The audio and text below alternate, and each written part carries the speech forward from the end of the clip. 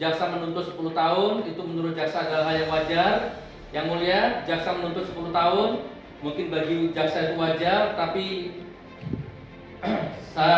saya bukan penjahat yang mulia, saya bukan koruptor, saya bukan pembunuh, tidak ada korban jiwa, tidak ada keonaran, tidak ada huru-hara, tidak ada kerugian harta benda, dituntut 10 tahun. Koruptor dan yang maling uang rakyat triliunan saja nggak sampai 10 tahun, masih dapat penangguhan penahanan dan lain sebagainya.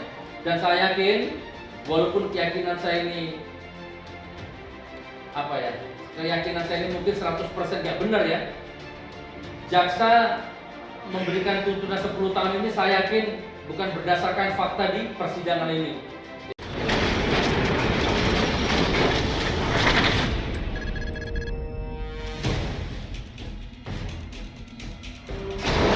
Persembahkan pledoi ini untuk majelis yang mulia. Saya mulai yang mulia. Asyhadu an la ilaha illallah wa asyhadu anna Muhammadar Rasulullah. Allahumma sholli ala sayyidina Muhammad wa ala ali sayyidina Muhammad.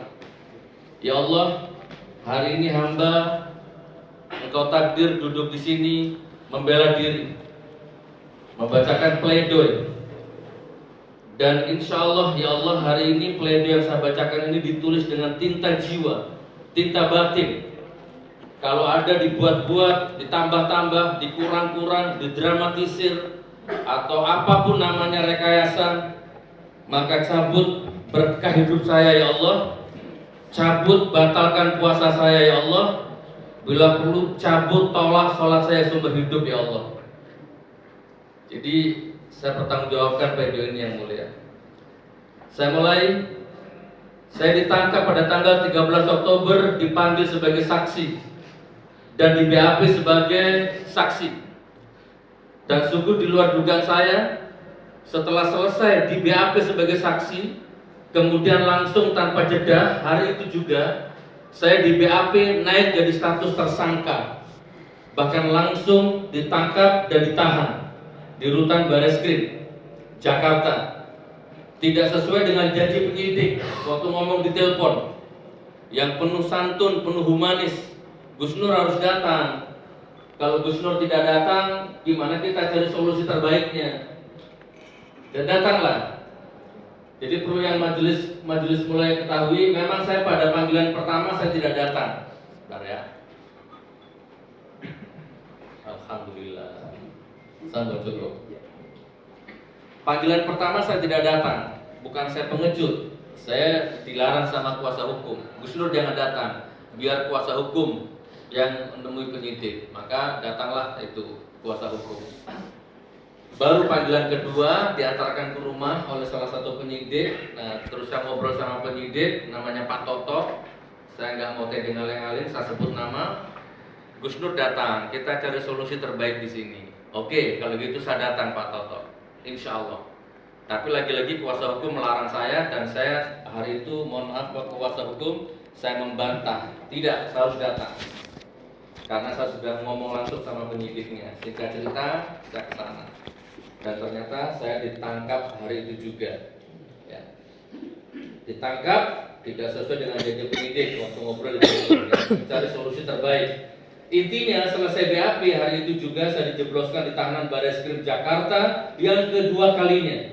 Diisolasi kurang lebih 14 hari, dilarang komunikasi dengan anak istri, keluarga, bahkan semua napi yang ada di situ dikondisikan tidak boleh mendekati kamar saya. Seolah-olah saya ini napi yang paling berbahaya. Oke, saya nggak mau bahas masalah itu, tapi intinya 14 hari pertama saya jalani di tahanan isolasi Bareskrim itu tanpa telepon anak istri, tanpa komunikasi dengan anak istri. Di situ saya mulai merasa bahwa ini episode kezoliman pertama yang saya alami. Saya bisa telepon anak istri kalau dibon sama penyidik, baru saya bisa telepon, dan itu pun terbatas. Saya percepat. Di sini awal dimulainya kezoliman yang saya rasakan. Saya merasa dijarah, dirampas, dirampok kehormatan dan kebahagiaan hidup saya. Belum terbukti bersalah, tapi sudah ditahan, diisolasi, dan diputus komunikasi dengan keluarga. Tidak perlu saya ceritakan secara detail Pak Hakim bagaimana rasanya melewati hari-hari di rutan Bareskrim selama 14 hari pertama. Kemudian episode selanjutnya, nah setelah 14 hari saya keluar dari isolasi, baru saya dapat kamar. Nah, didaulat menjadi khotib Jumat. Ya, saya baru didaulat menjadi imam sholat dan saya menjadi penceramah tetap di situ. Sudah ada khotibnya, cuman begitu saya khotib yang lain mundur. Wallahualam apa alasannya? Ini semua nonton ini orang-orang kabak taktiknya nonton insyaallah. Jadi begitu saya khotib yang lain mundur, nggak mau. Selama ada Gus Nur silakan Gus Nur. Dan selesai khotib saya selalu dipanggil ke depan untuk makan siang bersama Karutan, Pak Imam, dan kabak taktik Pak Gatot. Kita ngobrol dengan kekeluargaan, masya Allah. Ada baik. Nah, selanjutnya saya dibawa ke Kejati Semarang, pelimpahan P21. Dibawa ke Kejati Semarang untuk pelimpahan. Sekitar pukul 10 pagi saya berangkat dari Bareskrim Jakarta menuju Kejati Semarang.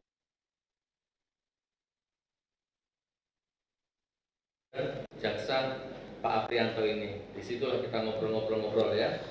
Kemudian diputuskan saya akan dititipkan di Polresta Surakarta, Bareskrim di Semarang, dan diputuskan saya dititipkan di Polresta Surakarta. Hari itu juga saya dibawa menuju Polres Surakarta. Nah, yang mulia, setelah sampai di Polresta Surakarta, belum 5 menit baru duduk, ternyata saya harus dikembalikan lagi ke Polda Semarang. Kuasa hukum protes waktu itu, ini kan Gus Nur capek ini dari Jakarta ke Semarang, terus sekarang mau dibawa lagi ke Semarang, bagaimana? Tapi protes kuasa hukum dianggap angin lalu. Malam itu juga saya dibawa ke Polda Jateng, rutan Polda Jateng. Nah, jadi ini satu cermin koordinasi yang buruk ya, yang dolim, yang kembali saya rasakan, diseret ke sana kemari secara maraton, Jakarta, Semarang, kemudian kembali ke Surakarta dan kembali lagi ke Semarang. Jadi saya betul-betul marah waktu itu yang mulia. Kembali saya rasakan, belum terbukti bersalah, belum terbukti vonis pengadilan bersalah, saya sudah mengalami letih, lelah, lahir dan batin seperti itu. Bapak Majelis yang mulia yang saya hormati, di tahanan Polda Jateng, ini Polda Jateng nonton karena kemarin sempat ramai juga di medsos, Kabid Humasnya Pak Iqbal, ini pledoi untuk Anda. Kembali saya dipaksa untuk menjalani episode kezoliman berikutnya. Mungkin bagi mereka bukan kezoliman, tapi bagi saya kezoliman. Diisolasi di sel yang lapis 2 pintu. Ya, digembok pintu pertama, digembok lagi pintu kedua. Tidak boleh tahanan mendekati saya. Saya hanya berdua sama Babang Trio waktu itu. Ya. Kurang lebih 10 hari atau 14 hari atau 10 hari terpisah dengan tahanan lain dan tetap dilarang komunikasi dengan anak istri. Saya protes keras dengan petugas karena diperlakukan seperti itu. Tapi lagi-lagi protes saya tidak dihiraukan. Jadi menurut orang-orang tahanan sana mungkin ini sistem. Ya udah begini aturannya. Baju saya dilepas, saya disuruh pakai baju tahanan warna oranye itu dengan celana yang pendek yang sholat pun harus pakai itu. Sekali lagi saya protes. Karena hampir 10 hari, yang mulia 10 hari tanpa komunikasi dengan anak istri, ya, digembok 2 lapis pintu. Nah, tiba-tiba ada petugas namanya Pak Sri. Pak Sri, pledoi untuk Anda, salam takdim, Anda orang baik ya. Pak Sri menemui ada Twitter mengatasnamakan Gus Nur, pakai fotonya Gus Nur, namanya Gus Nur, dia menjelek-jelekan Jokowi dan memuji-muji Anies Baswedan. Setelah Bareskrim, ternyata Twitter itu datang dari kamarnya Gus Nur. Saya diperiksa atasan, anak buah saya diperiksa atasan, dan saya nggak mau, jadi terpaksa Gus Nur saya isolasi. Lagi-lagi saya difitnah yang mulia. Saya seumur-umur nggak pernah pakai Twitter. Ya, di kamar itu sudah nggak ada handphone, masing-masingnya fitnah saya. Nah, selama kurang lebih 10 hari saya rasakan penderitaan kembali, bukan penderitaan. Nanti kalau saya ngomong derita, dikira saya curhat ya, dikira saya lemah. Tapi intinya tidak boleh telepon anak istri, diisolasi selama 10 hari. Difitnah punya akun Twitter, padahal tidak. Baru setelah itu saya dipindahkan ke kamar ya. Mungkin sudah selesai masa karantinanya, saya dipindah di kamar lagi. Yang ternyata tidak kalah memprihatinkan ya. Sempit, kecil, dicampur dengan tahanan narkoba yang isi 9 orang. Kamar itu untuk sekedar meluruskan kaki saja bisa, nggak cukup. Jadi sering saya tertidur itu menyelonjorkan kaki, nendang kepalanya orang. Yang sering saya tendang itu namanya Pak Jiji dari Tasikmalaya sana. Ini tidak saya kurangi, tidak saya tambahi. Nah, ya begitulah, saya tidak bilang kamar mandinya kotor atau bau, tapi memang kenyataannya begitu ya. Tahanan narkoba mau bagaimana lagi, berbau, aroma keringat, suara dengkuran, kentut, mewarnai hari-hari saya setiap malam. Sholat tahajud di tengah-tengah jiwa yang terlelap mendengkur. Untuk sujud saja rasanya susah. Jadi belum terbukti bersalah, belum divonis bersalah, tapi saya sudah diperlakukan dengan sangat biadab seperti ini. Mungkin saat ini, di saat para pelapor-pelapor, penyidik-penyidik itu tidur terlelap di kamar indahnya masing-masing, saya rasakan penderitaan itu yang mulia. Kurang lebih sekitar berapa? 20 hari atau 1 bulan di kamar itu. Baru kemudian saya dipanggil lagi sama petugas yang namanya Pak Sri. Jadi Pak Sri ini yang memang komunikasinya dengan saya baik. Saya dipinjami teleponnya, handphonenya, suruh telepon anak istri saya. Nah, baru saya ngomong, Pak Sri, itu bukan tempat saya. Kita sholat berjamaah, kenapa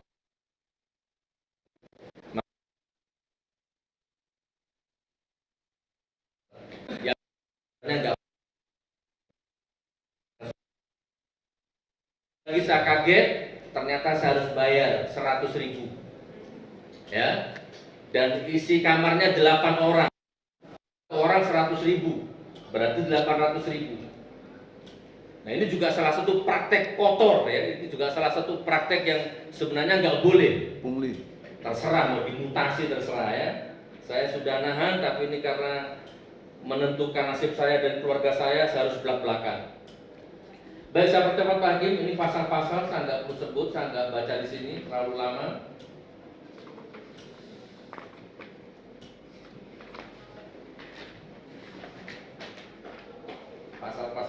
Pasal, ya Allah.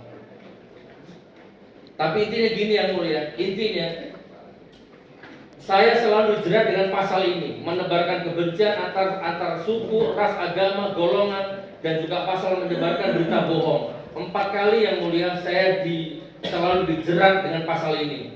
Saya bertanya kepada penyidik, Pak Toto, kenapa kalau saya dilaporkan selalu diproses dengan cepat? Pelapornya, pasalnya juga sama, relatif orang-orang itu saja. Begitu saya dilaporkan, langsung diproses secepat kilat, langsung dijadikan tersangka, langsung ditangkap.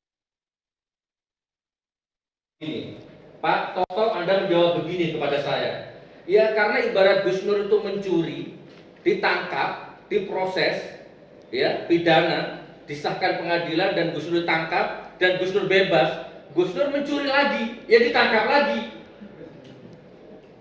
Di Pak Toto, Anda jawab seperti itu ke saya. Sakit rasanya hati ini ya. Jadi argumen penyidik ini saya jawab, tapi kan saya bukan pencuri, Pak. Kenapa Bapak pakai analogi seperti itu? Ya. Terus Gus Nur kenapa pakai mubahalah? Sekarang apa perlu mubahalah? Seandainya ada CCTV gimana? Loh, kalau ada CCTV nggak perlu mubahalah. Ya sudah, percaya saja sama CCTV. Saya sudah selalu debat begitu dengan penyidiknya. Tapi begitulah argumennya, tidak nyambung, cacat moral. Saya seolah-olah pencuri. Apa yang saya curi, Pak? Siapa guru? Siapa yang saya curi? Barang apa yang saya curi? Beda analoginya, nggak nyambung. Tapi itulah penyidik. Ngomong sama penyidik sama dengan ngomong sama tembok ya. Apalagi di otak penyidik itu kan sudah Gus Nur harus salah, pasti salah, wajib salah. Ya sudah, nggak apa-apa. Begitu kurang lebih Pak Hakim, 4 kali saya disidang. Sidang pertama di Surabaya, nanti Sabtu pas tuntas. Sidang kedua di Palu, sidang ketiga di Jakarta, Bahkan waktu itu JPU-nya Pak Agung yang sekarang hadir, alhamdulillah. Dan sekarang disidang lagi di sini. Bapak Hakim yang terhormat, sidang ketiga di Jakarta, pelapor inti atau orang yang melaporkan saya itu tidak pernah hadir pengadilan. Nah, nanti saya bahas di belakang, saya percepat bagian ini. Oke, jadi waktu di Jakarta itu pencemaran. Nah, kemarin kan jaksa penuntut umum menjelaskan bahwa saya sering menyerang rezim Jokowi. Ya. Nanti saya bahas ya. Tapi perlu diketahui kasus saya di Jakarta itu pencemaran nama baik NU. Nanti di bab lain saya jelaskan secara detail. Pelapor intinya tidak pernah datang di pengadilan, yang sekarang jadi Menteri Agama. Dia yang laporkan saya, ya. Dia yang merasa dicemarkan namanya, tidak pernah hadir di pengadilan.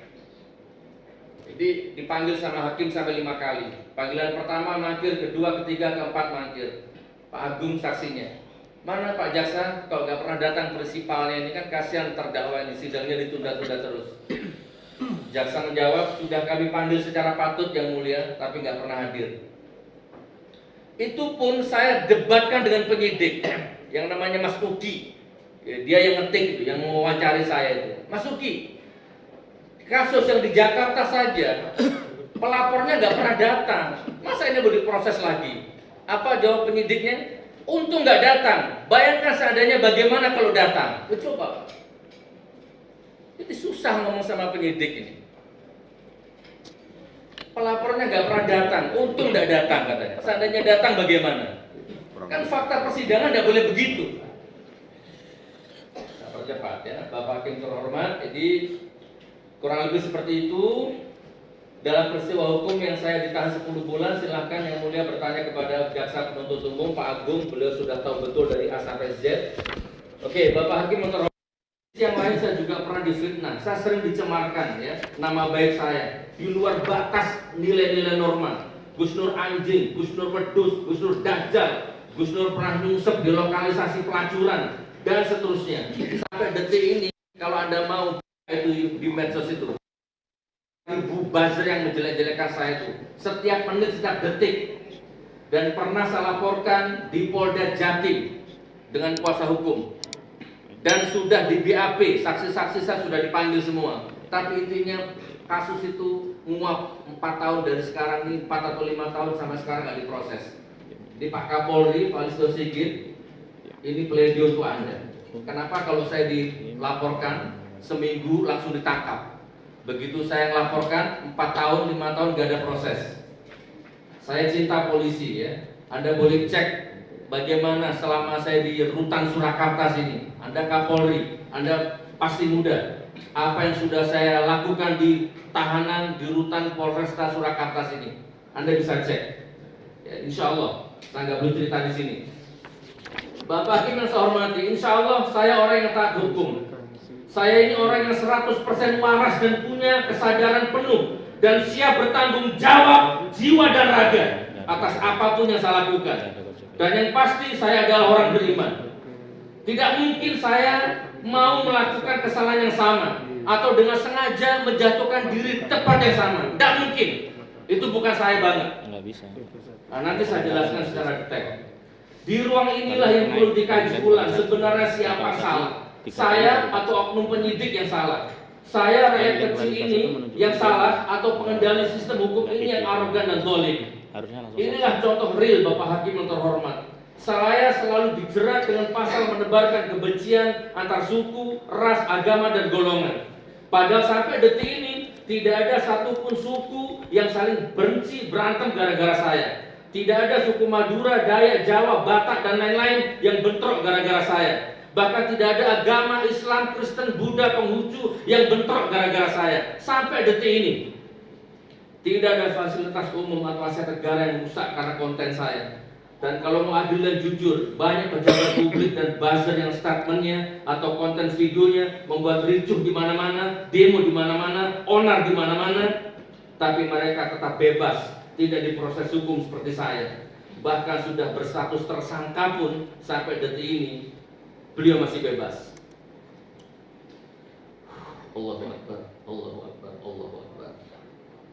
Bapak Hakim yang terhormat, Dari peristiwa hukum keempat yang saya alami, yang saya terima, dari sidang Surabaya, Palu, Jakarta, dan sekarang di Solo, kerugian materi dan non materi yang saya derita, kerugian lahir batin yang saya rasakan sangat besar, sangat banyak, bahkan mungkin sudah berbunyi miliar. Nanti saya rinci yang mulia. Ya. Plus kerugian lahir batin yang tidak bisa dinilai dengan materi. Berbeda dengan para pelapor saya, ya, yang dalam tanda petik by design mereka tidak mengalami kerugian apapun. Setiap ditanya kuasa hukum, jawabannya selalu lupa, nggak tahu, lupa, nggak tahu, lupa, nggak tahu. Semua sidangnya begitu. Surabaya, Palu, Jakarta, sekarang di Solo, 99% semua saksi yang ditanya nggak tahu, lupa, nggak tahu, lupa. Bahkan yang lucu kemarin sidang di Jakarta, maaf Mas Agung ya, jangan tak bawa-bawa terus ini yang di Jakarta ini. Katanya saya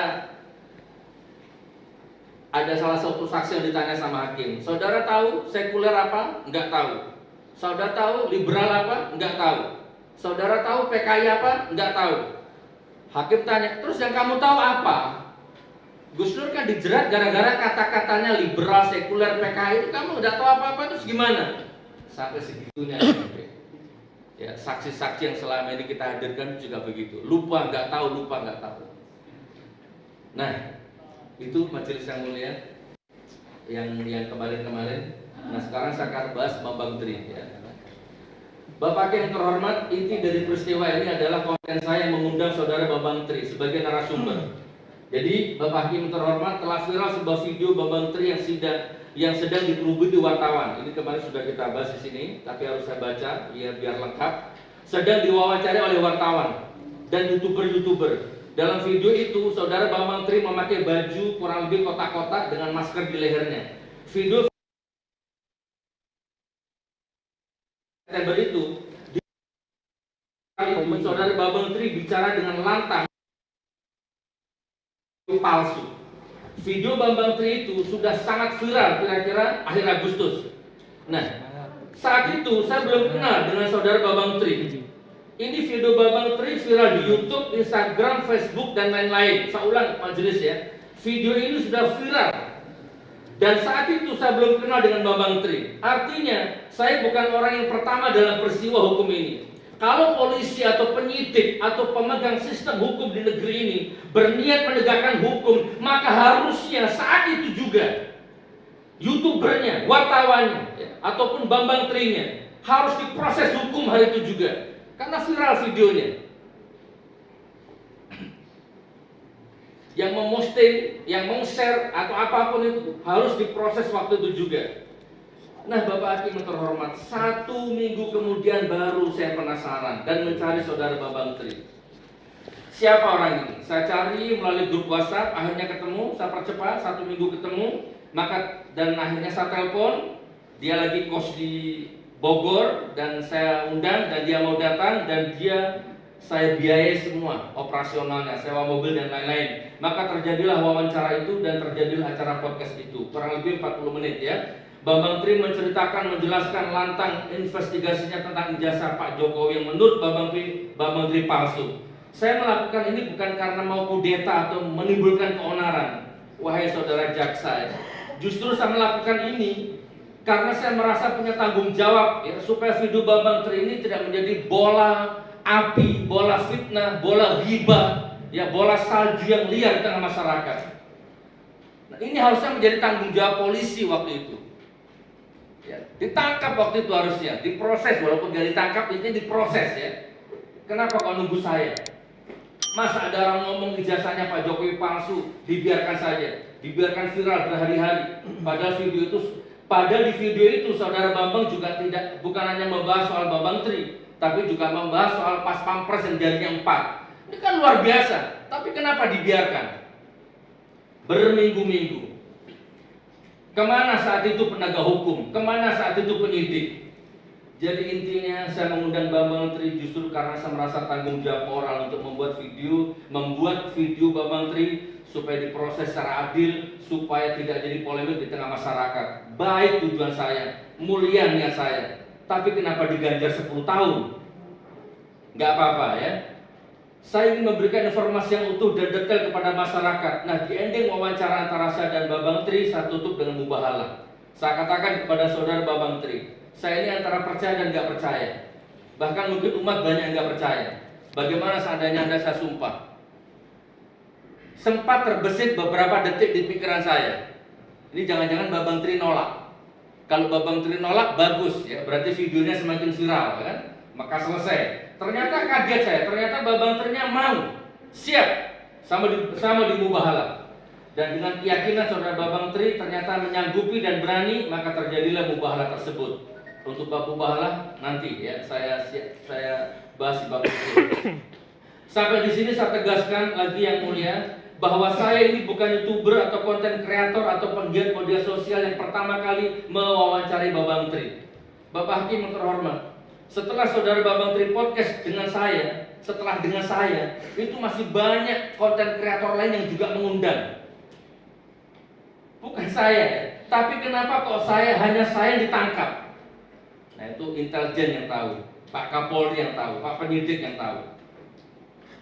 Dalam peristiwa hukum saat ini, kenapa hanya saya dikambing hitamkan dan selalu diproses, dihukum secara membabi buta, ditangkap, dipenjara tanpa melewati pembuktian bersalah di pengadilan, langsung proses, langsung tangkap, langsung isolasi, putus komunikasi dengan anak istri, tanpa sedikit pun memikirkan muamalah saya, menafkahi istri, menafkahi santri, dan dampak ekonomi saya, bahkan langsung ditahan tanpa kearifan sedikit pun. Mudah-mudahan Pak Kapolri mendengarkan ini. Saya cinta Kapolri. Pledoi untuk Anda. Beberapa minggu lalu saya dapat kabar, katanya Babang Tri memecat kuasa hukum di sini. Saya nggak mau bahas itu. Dan saya dapat kabar juga bahwa di ruangan ini pada waktu itu Babang Tri mulai menyudutkan saya. Ya nggak apa-apa, ini bulan puasa. Saya nggak akan ngotori lisan saya. Terserah mungkin Babang Tri bagaimana, wallahu a'lam bishawab. Tapi perlu saya jelaskan di sini yang mulia bahwa wallahu alam ya. Hari ini bulan Ramadan dan saya tidak mau membatalkan puasa dan mengotori lisan saya, mengotori kesucian bulan Ramadan. Karena kalau saya ceritakan di sini sangat banyak dan sangat tidak pantas. Tapi intinya kembali ke hakikat saja. Saya kenal Babang Tri, saya melihat videonya Babang Tri, lalu saya cari dia di lewat telepon, lalu saya undang dan saya biayai semuanya, bahkan saya belikan seperangkat alat sholat.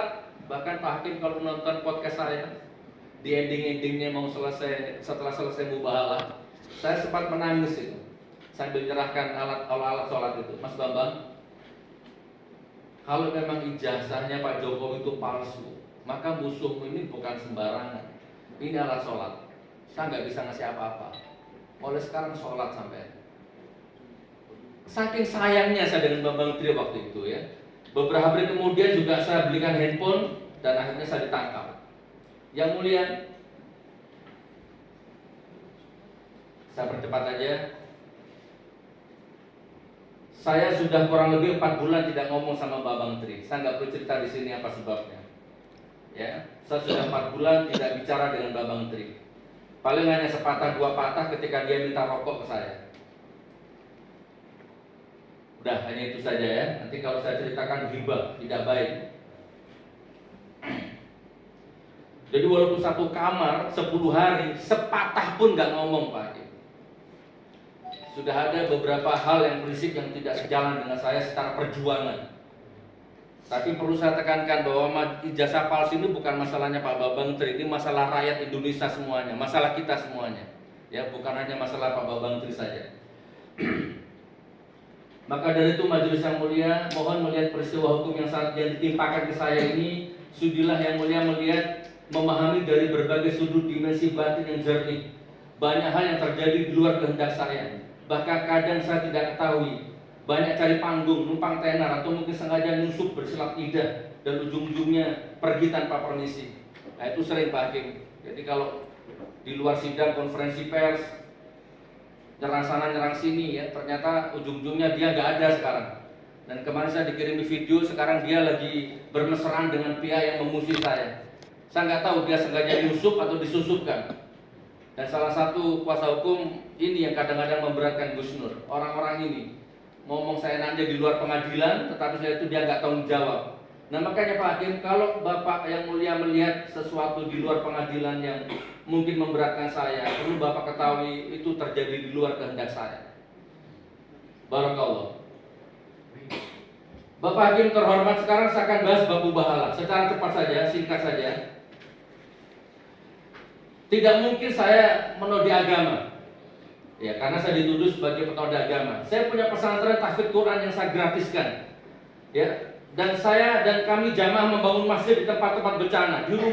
Di rumah saya tidak pernah satu hari pun lewat libur membaca Al-Quran. Di rumah saya tidak pernah satu hari pun libur berlalu tanpa tidak ada yang baca Al-Quran. Hukumnya wajib baca Al-Quran di rumah saya. Anak saya, istri saya wajib hukumnya baca Al-Quran.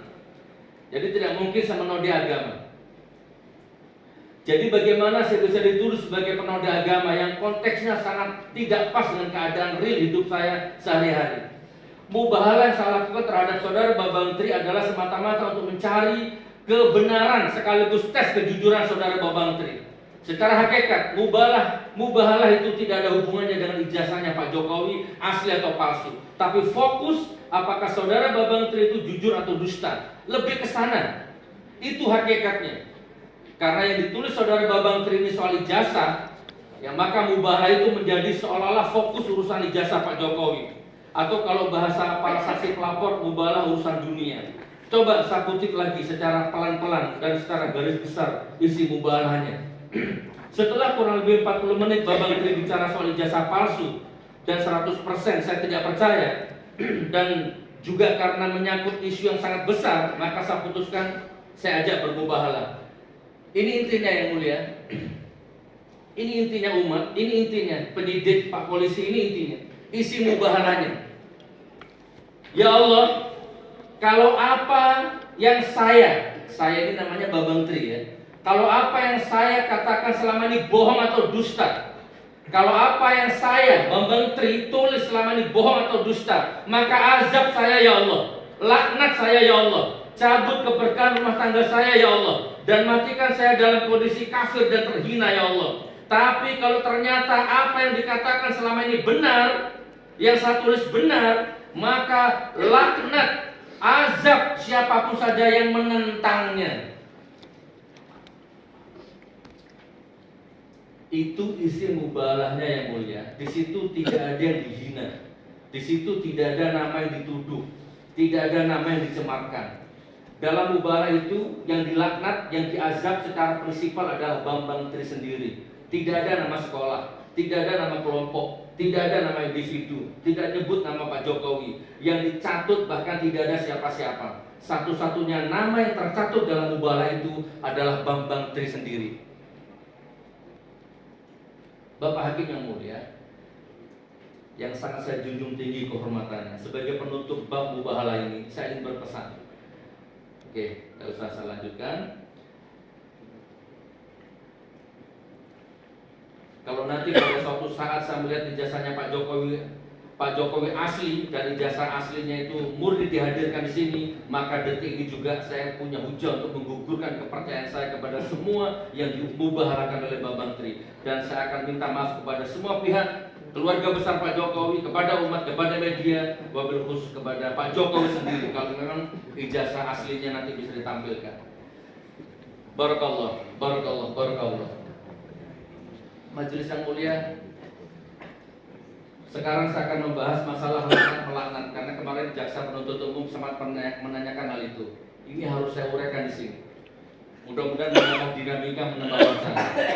Ibu Endan ya kemarin, hari ini beliau nggak hadir.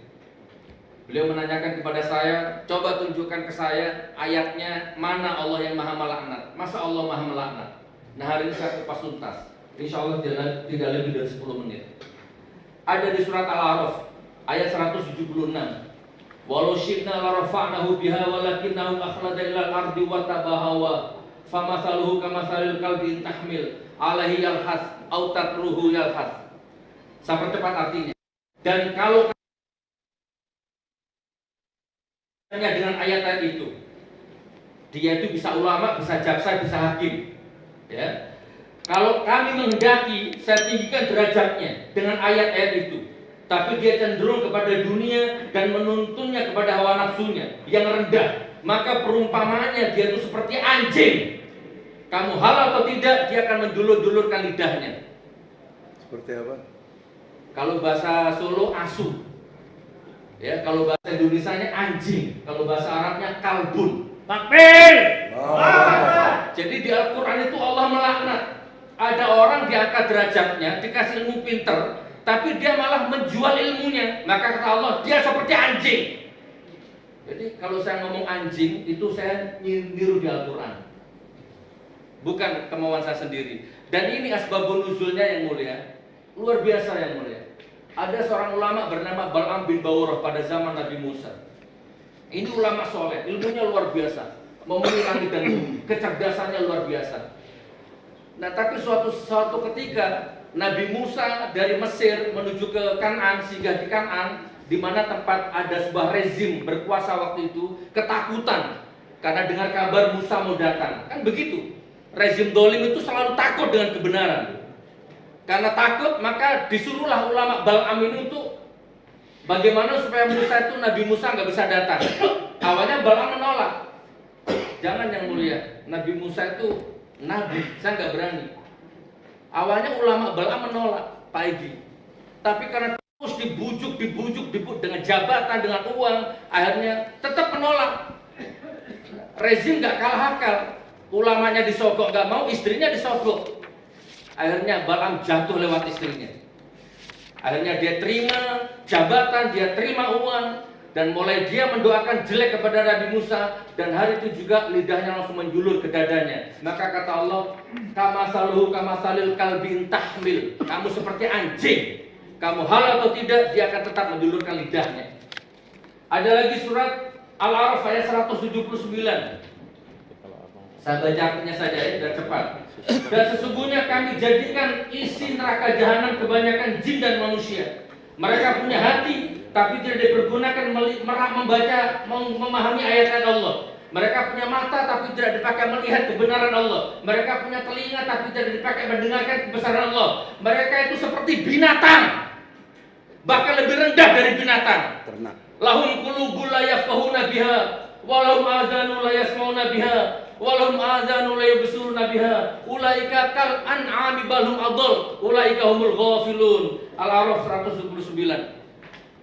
Orang dikasih mata, picek, dikasih kuping, budak terhadap kebesaran Allah. Maka kata Allah, dia seperti binatang, binatang ternak, wedhus, sapi.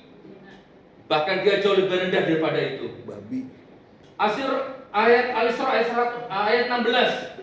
Wa idza aradna an nulika qaryatan amarna mutrafiha fa fasaqu fiha fa haqa 'alaiha al-qawlu fadammarnaha tadmira. Kalau aku akan hancurkan satu negeri, kata Allah, aku perintahkan orang-orang yang hidup mewah di negeri itu untuk mentaati hukumku. Ini kalau ditafsirkan panjang yang mulia. Ya, mengayomi yang miskin, menyayangi yang miskin. Tapi sayang, justru yang mewah di negeri itu mengingkari hukumku, tidak mentaati perintahku. Maka aku hancurkan negeri itu sehancur-hancurnya. Jadi jaksa yang saya hormati, yang berpendidikan tinggi, Allah itu maha melaknat dan maha menghancurkan. Asal jaksa tahu ya. Karena kemarin jaksa nanya, apa Allah itu maha melaknat? Ya, Allah maha melaknat, maha menghancurkan, maha suka-suka dia. Ini saya nggak baca tafsirnya, saya nggak baca sebab nuzulnya. Al-Baqarah 88. Dari Bani Israel berkata, perkataanmu tidak bisa sampai kepadanya, dan perkaranya tidak seperti yang mereka klaim. Akan tetapi hati mereka dilaknat sama Allah dan telah terkunci, dan mereka adalah orang-orang yang terusir dari rahmat Allah. Al-Baqarah ada semua ya. An-Nisa ayat 52. Orang-orang yang telah banyak kerusakan mereka dan telah menyeluruh kesesatan mereka, Allah mengusir mereka dari rahmatnya. Dan barang siapa dijauhkan Allah dari rahmatnya, maka kamu tidak akan mendapat baginya orang menolong dan menolak siksaan dan buruk darinya. Seperti Al-Ahzab 67. Ini yang mulia, yang lebih spesifik. Al-Ahzab, okay? Tolong nanti dicek kalau ada ulamanya barangkali salah. Al-Ahzab 67-68. Ya Tuhan kami, sesungguhnya kami telah mentaati para pemimpin-pemimpin pembesar kami, lalu mereka menyesatkan kami dari jalan-Mu yang benar, ya Allah, timpakan kepada mereka azab 2 kali lipat, ya Allah. Laknatlah mereka, ya Allah, dengan laknat yang besar. Al-Ahzab. Amin. Allah melarang riba, tapi rezim ini membuka riba sebesar-besarnya. Tapi alhamdulillah saya nggak punya hutang riba. Dan saya banyak melunasi hutang orang yang terjebak riba, ya. Bukan pamer, ya. Banyak orang terjebak riba, gak bisa bayar kontrakannya, saya bayar kontrakannya, saya bayar ribanya, saya bayar SPP-nya, nanti saya bahas di bab yang lain yang mulia. Al-Baqarah 159. Sungguh orang-orang yang menyembunyikan apa yang telah kami turunkan berupa keterangan-keterangan dan petunjuk setelah kami jelaskan kepada manusia dalam Alkitab Al-Quran, mereka itulah yang dilaknat sama Allah, dilaknat pula oleh orang-orang yang melaknat. Lagi-lagi Allah Maha melaknat. Nah ini agak saya percepat. Al-Mujadilah. Jadi jaksa penuntut umum, mohon maaf kalau omongan saya kadang-kadang tinggi nadanya, karena 10 tahun ya, untung iman saya kuat. Kalau iman saya nggak kuat, Anda baca 10 tahun kemarin sudah obrak-abrik pengadilan ini secara psikologis ya. Tapi alhamdulillah saya berusaha tenang, saya genggam iman saya, dan saya tetap berusaha menyayangi Anda ya, karena saya nggak tega dengan Anda. Jangankan melaknat yang mulia, di dalam Al-Quran itu ada anak membunuh bapak kandungnya atas perintah Allah. Al-Mujadilah ayat 22. La tajidu qauman yu'minuna billahi wal yawmil akhir yuwadduna man haddallaha wa rasulahu walau kanu aba'ahum aw abnahum aw ikhwanahum aw ashiratahum ulaika kataba fi qulubihimul iman wa ayyadahum biruhim min wa yudkhiluhum jannatin tajri min tahtiha al-anharu khalidina fiha radhiyallahu anhum wa radu an ulaika hizbullahi ala inna hizballahi humul muflihun. Mohon maaf saya baca cepat ya, jadi kalau makhrajul hurufnya salah maafkan saya karena saya dikejar waktu ya, saya cepat-cepat. Tidak akan kamu temui hai Muhammad ya, kaum orang beriman kepada Allah di hari akhirat kemudian saling berkasih sayang dengan orang yang menentang Allah, entah itu bapaknya, anaknya, saudaranya, keluarganya, nggak mungkin kamu temui. Jadi yang mulia di akhirat besok tidak bisa ketemu yang mulia. Yang satu cinta Allah, yang satu benci Allah, tidak akan ketemu walaupun itu anak sama bapak, walaupun suami sama istri. Nah, asbabun nuzul ayat ini adalah ketika ada siapa itu Ustaz Ahmad? Ya, jadi seorang anak panglima perangnya Rasulullah ketemu di perang Badar dengan bapaknya yang benci Rasulullah. Di situ terjadi perang tanding dan anaknya mati di tangan bapaknya, mati di tangan anaknya. Ya, dengan leher terputus. Astagfirullahaladzim, saya lupa sih nama anaknya siapa itu. Nah, itu asbabun nuzul dari ayat ini.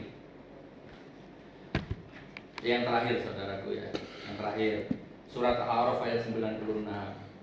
Walau anna ahlal qura amanu wa taqaw la fatahna 'alaihim barakatim minas sama'i wal ard walakin kadzabu fa akhadnahum bima kanu yaksibun. Seandainya penduduk negeri ini beriman, bertakwa kepada Aku, kata Allah, niscaya Aku turunkan rahmat dari langit, dari bumi, dari mana-mana saya turunkan. Tapi ternyata mereka mendustakan ayat-ayatku, maka kami siksa mereka sesuai dengan apa yang telah mereka perbuat. Jadi satu tutup bab ini, jaksa penuntut umum, Allah itu maha melaknat, Allah itu maha menghancurkan, Allah itu maha mengazab siapapun. Faman ya'mal mithqala dzarratin khairan yarah wa man ya'mal mithqala dzarratin syarran yarah. Sekecil apapun perbuatan kita akan kembali ke kita. Jadi yang mulia jaksa penuntut umum, suka nggak suka Anda telah memisahkan saya dengan anak saya 5 bulan kurang lebih. Maka jangan salahkan takdir kalau nanti Anda dipisahkan dengan anak Anda, dengan istri Anda, ya 10 kali lebih tragis dari saya. Ada apa saudara? Nyalain orang, goblok.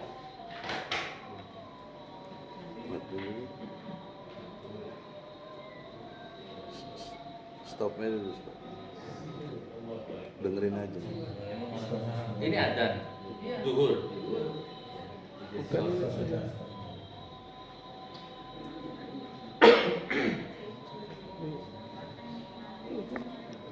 Adzan mana? Apa itu?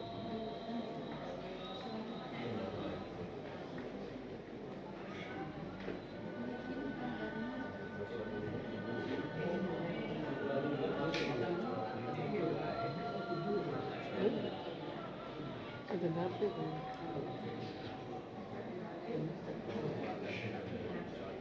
Ubaidah. Mulai lagi. Abu Ubaidah. Oke, Abu Ubaidah bin Jarrah. Oke. Ubaidah. Ya, yang mulia. Jadi anak yang saya lupa tadi namanya Abu Ubaidah bin Jarrah. Dia yang membunuh bapaknya di perang Badar. Maka turun ayat ini. Tidak akan kamu temui orang cinta Allah dengan benci Allah bermesra-mesraan di akhirat. Sudah. Dah langsung. Mau dilanjut yang mulia? Ini kayaknya tadi Azan HP. Dari apa? Belum ajar sebenarnya.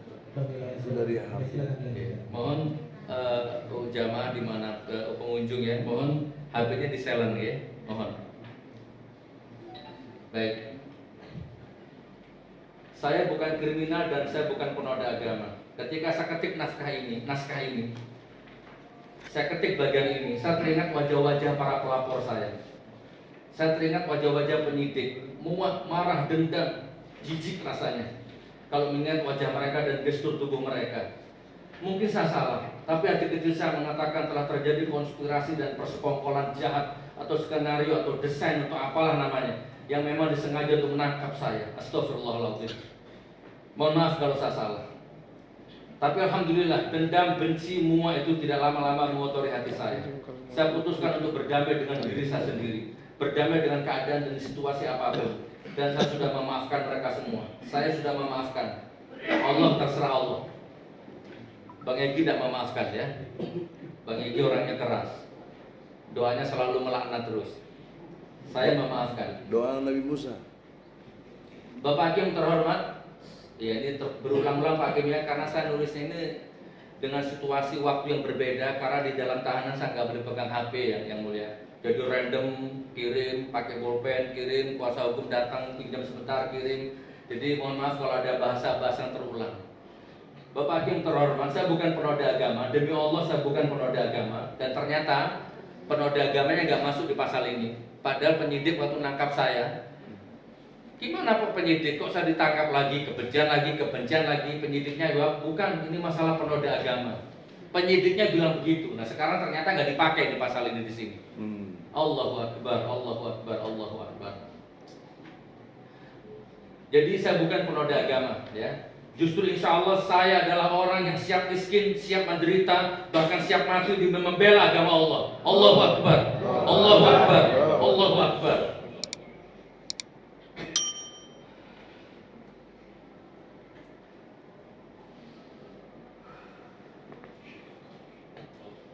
Ini fakta yang mulia. Hukum itu harus data, fakta, dan logika. Dan ini data, ini fakta, ini logika. Gak mungkin sama di agama. Ketika saya dijebloskan ke dalam tahanan Bareskrim, saya diperlakukan dengan sangat terhormat oleh sesama napi. Ini sudah saya bahas, gak usah dibahas di sini. Intinya saya didaulat jadi imam sholat, jadi khotib, dan lain sebagainya. Saya percepat saja.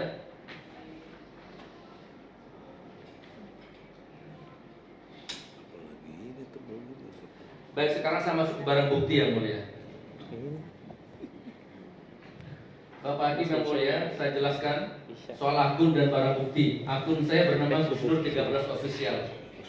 Saya buat tepat setelah saya bebas dari tangan Bareskrim kira-kira setahun lalu. Dulu saya punya akun namanya Mujia Channel yang sekarang berubah jadi Bloko Suto. Jadi itu akun dulu sempat diambil sama penyidik dan alhamdulillah bisa saya ambil lagi dan sekarang jadi namanya Bloko Suto. Sekarang sudah 700 lebih itu subscribernya. Mohon yang mulia subscribe juga nanti ya, biar tahu video-video terbaru dari saya nanti insya Allah. Setelah saya bebas dari sini, saya akan bikin konten keliling Nusantara menggali tempat-tempat yang ada unsur budayanya, keramatnya atau apanya nanti insya Allah begitu.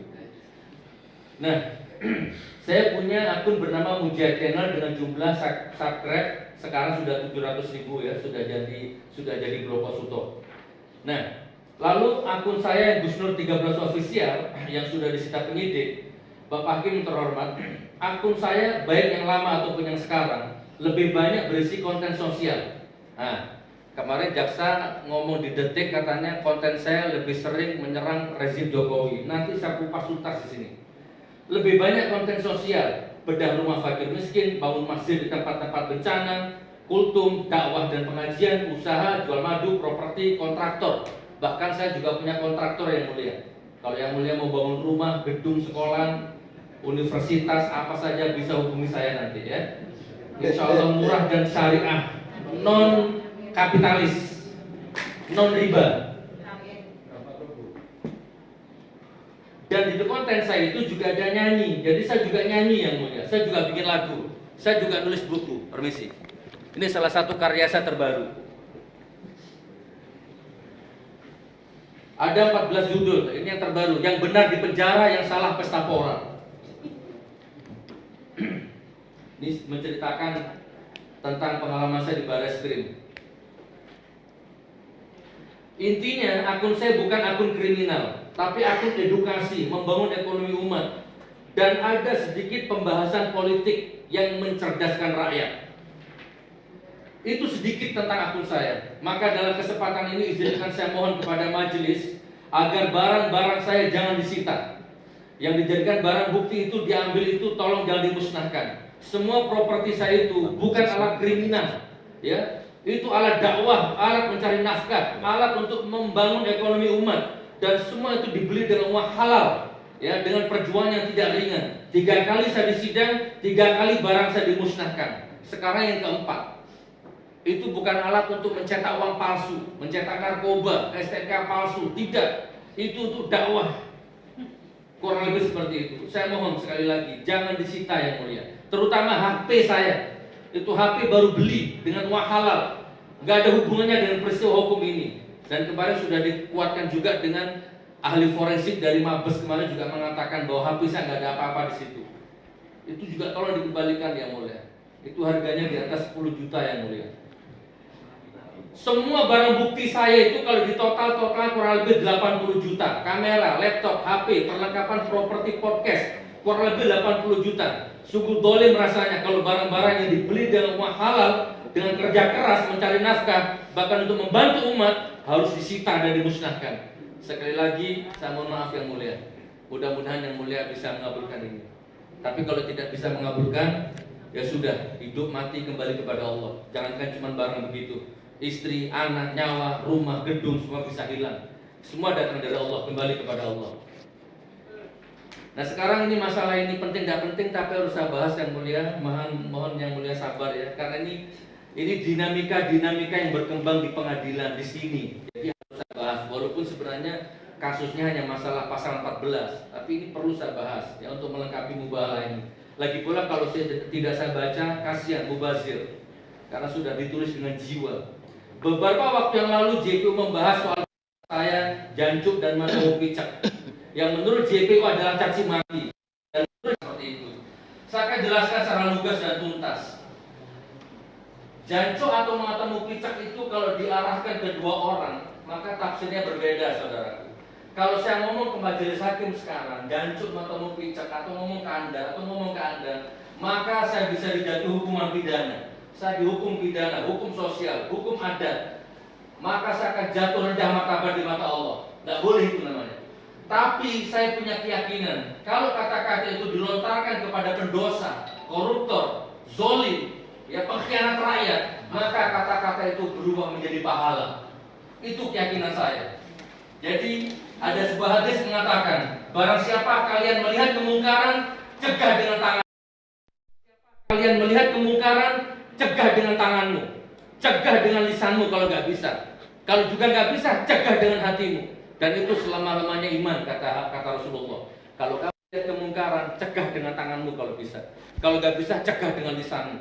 Kalau nggak bisa, cegah dengan hatimu. Minimal ngumpato kalau bahasa Jawa. Apa? Gurundelo. Karena kalau kamu lihat kemungkaran, kamu diam saja, itu nanti dosa jatuhnya. Saya berusaha totalitas dalam menjalankan hadis ini.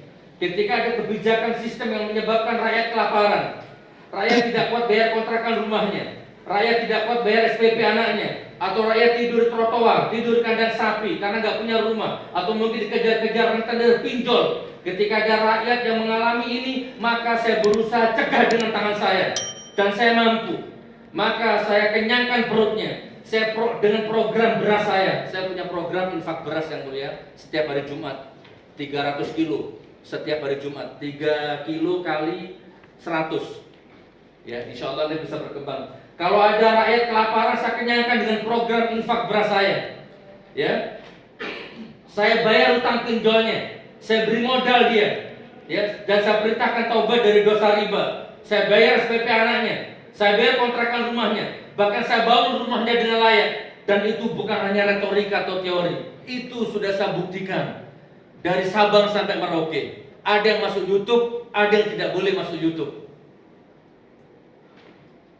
Saya bukan pejabat, tapi boleh diadu kenegarawanan saya dengan pejabat, apalagi di kalangan Kementerian Keuangan, boleh diadu.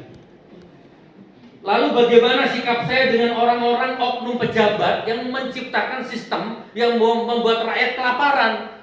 Maka tidak ada kata lain kecuali saya misuh-misuh seperti itu yang mulia. Dan itu karakter saya, nggak bisa dirubah. Itu dari sananya. Kata Rocky Gerung, hak asasi manusia dari Allah itu seperti itu. Jadi saya nggak usah dipaksa jadi Agim, dan Agim jangan paksa jadi saya, nggak akan bisa. Ini bahasa saya, bloko suto, blak-blakan. Tapi insya Allah, jujur apa adanya, insya Allah. Nah yang mulia, tinggal 10 halaman, saya percepat. Ini sekarang intinya. Jadi kalau tadi itu, ya tadi itu intermezzo, tapi juga bagian dari inti juga. Nah sekarang ini yang mulia, yang ini saya bahas mengenai pasal yang sekarang saya derita ini.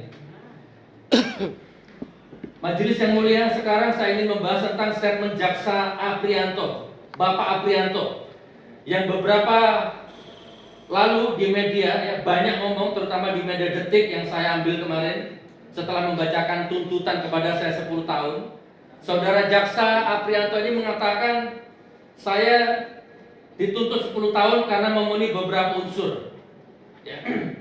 Jadi salah satunya apa ini? Meyakinkan bersalah melakukan perbuatan tidak, menyiarkan berita kebohongan dan bla bla bla bla sesuai pasal ini. Yang kedua, karena saya memberikan keterangan berbelit-belit katanya. Di Jaksa Pak Aprianto ini menuntut saya 10 tahun, walaupun saya yakin bukan beliau yang menuntut 10 tahun. Karena kalau berdasarkan fakta nggak mungkin saya dituntut 10 tahun. Kalau berdasarkan fakta di persidangan ya, koruptor pembunuh aja 2 tahun, bahkan bebas. Nah, tapi mungkin ada pimpinan Pak Aprianto yang memutuskan 10 tahun. Wallahu a'lam bishawab. Katanya Pak Aprianto, saya berbelit-belit yang mulia dalam memberikan penjelasan selama sidang. Terus yang kedua, katanya saya ini residivis. Yang ketiga ya, saya residivis. Yang keempat, katanya podcast saya selalu menyerang rezim Jokowi. Nah, sekarang saya katakan kepada yang mulia, kepada kuasa hukum, kepada semua hadir di sini, menurut jaksa saya berbelit-belit. Demi Allah 1000% saya tidak berbelit-belit. Terus terang bloko suto. Saya tidak berbelit-belit dan saya bukan orang yang suka berbelit-belit. Keterangan saya lancar, gamblang segamblang-gamblangnya. Dan itu dikatakan berbelit-belit. Yang mulia, saya ini pendakwah, saya ini tabligh. Bahkan saya ngisi seminar di hotel-hotel. Itu seminar saya juga ada di akun YouTube. Saya motivator, bukannya di Indonesia, di Hong Kong, di Singapura, di Malaysia. Saya jadi pembicara motivator, baik motivator leadership ataupun motivator spiritual. Saya pengarang lagu juga. Saya penulis buku. Artinya saya bukan orang yang defisit nalar ataupun minus logika atau miskin kosakata. Tidak. Nggak mungkin saya berbelit-belit. Demi Allah nggak mungkin saya berbelit. Saya orang yang belak-belakan, ngomong saya lancar. Masa motivator berbelit-belit? Ya mungkin, maaf yang tersinggung, mungkin pembuluh darah Pak Jaksa yang berbelit-belit ya, kesumbat apa saya nggak tahu. Tapi mudah-mudahan Pak Jaksa masuk surga ya, insya Allah. Amin. Kita bersaudara Pak Jaksa, nggak sakit hati walaupun Anda tuntut saya 10 tahun. Lalu podcast saya dikatakan menyerang rezim Jokowi. Nah, tolong yang mulia, bagian ini mungkin agak dicatat ya Pak Panitera. Ini yang perlu saya fokus. Pak Jokowi, pledoi untuk Anda. Sri Mulyani, pledoi untuk Anda. Ya siapapun. Pak Jaksa mengatakan podcast saya menyerang rezim Jokowi. Nggak tahu secara hukum, Pak Egi dan Mas Ahmad, boleh nggak kira-kira kalau jaksa berkata seperti itu? Apakah dalam perkara ini jaksa merangkap jadi pembela rezim Jokowi? Bukankah pasal yang dituduhkan ke saya adalah menebarkan berita bohong, kebencian, keonaran, dan penista agama? Kenapa Pak Jaksa berkata podcastnya selalu menyerang rezim Jokowi? Oke, saya tidak pernah menyerang rezim Jokowi. Tolong di garis mula yang mulia ya. Saya tidak pernah menyerang rezim Jokowi. Punya apa saya? Pejabat bukan, politikus bukan, senjata nggak punya. Kok dituduh menyerang rezim Jokowi? Hebat sekali nih Pak Jaksa ini. Menafsir dengan seenaknya sendiri, mengkritik, ditafsir, menyerang. Dari sini sudah cacat. Mengkritik bukan menyerang. Dan rezim itu hukumnya wajib dikritik, bukan diserang. Saya ulang sampai 3 kali ya. Rezim itu wajib dikritik, bukan diserang. Rezim itu wajib dikritik, bukan diserang. Dan saya mengkritik, bukan menyerang. Dan buka mata Anda saat ini ya, wahai jaksa penuntut umum. Yang mengkritik rezim ini bukan hanya saya, Pak Aprianto, jaksa yang mulia, hakim yang mulia. Ada agamawan, ada purnawirawan, ada mahasiswa, ada guru, ada petani, ada pedagang, demo, meme, berkepala puan, berbadan tikus. Bukan hanya saya sekarang yang mengkritik rezim, Pak Jaksa yang terhormat. Semuanya turun ke jalan. Apalagi di beberapa bulan terakhir semua perhatian masyarakat tertuju ke Mahfud MD dan DPR ini ya. Semua tertuju ke sana. Baik, ada lewat jalan, bawa poster-poster besar, lewat televisi. Jadi Pak Hakim yang mulia, dalih dan dalil jaksa menuntut saya sangat tidak logis dan tidak masuk akal. Mengkritik rezim itu boleh menurut undang-undang. Yang tidak boleh itu mengkritik Pak Jokowi secara pribadi, itu baru nggak boleh. Mengkritik rezim bukan berarti mengkritik Jokowi, apalagi menyerang. Yang mulia, majelis yang mulia,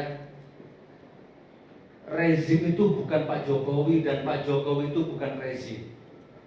Itu dua hal yang berbeda. Jadi kalau Jokowi itu orang Solo, suaminya Ibu Iriana, bapaknya Gibran, dulu pengusaha mebel, itu Pak Jokowi. Ya, tapi kalau rezim itu beda ya.